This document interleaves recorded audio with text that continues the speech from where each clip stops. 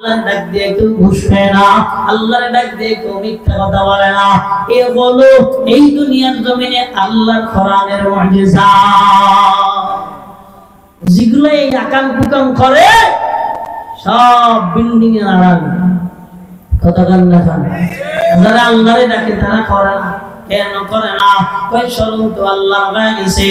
কি রে একজনে কই ঘুষ খাইবানি, হাত বাড়াইছি, হঠাৎ করে ডাক দিয়া আল্লাহ কয় এই ঘুষের টাকায় আল্লাহ খাইতেছো, হারাম খাইবা। আল্লাহ কইছে দিলের ভিতরে শরণ হয়ে গেছে, সঙ্গে সঙ্গে হারাম থেকে বেঁচে গিয়েছে। সুদের খাতায় নাম লেখাই, টাকায় টাকা, টাকায় টাকা। কি করবো? 1 লক্ষ টাকা এবার 1 বছরে কিসে লাগাইলাম? কড়ে লাগাইলাম। আমাদের এলাকায় কড় আছে? হ্যাঁ, কই কড়ে লাগাইছি, শুধু লাগাই নাই। কোথায় কড়ে লাগাইলেন? জমিন কোন জায়গায়? এই আমার জমিন লাগে না, হারাম। চিল্লাবেন কি?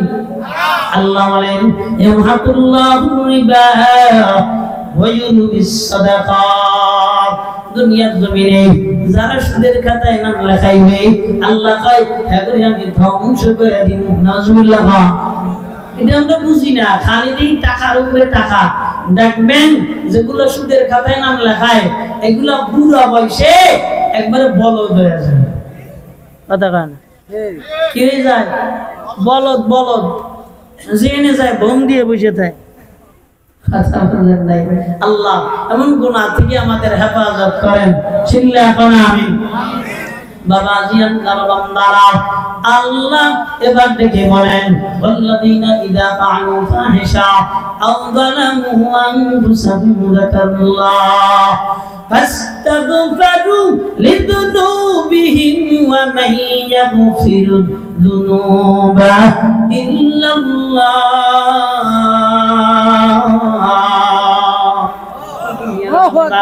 এই দুনিয়ায় যারা আল্লাহকে ভয় পায় একটু দেখে না, ইদা ফালু ফাহিশা গুনার কাজ কইরেই ফেলাইছে, এবার আল্লাহ স্মরণ চলে আসে, ডাক দিয়ে কয় আল্লাহ এমন গোপনের গুনাহ করলাম দুনিয়ায় কেউ দেখে নাই রে মালিক।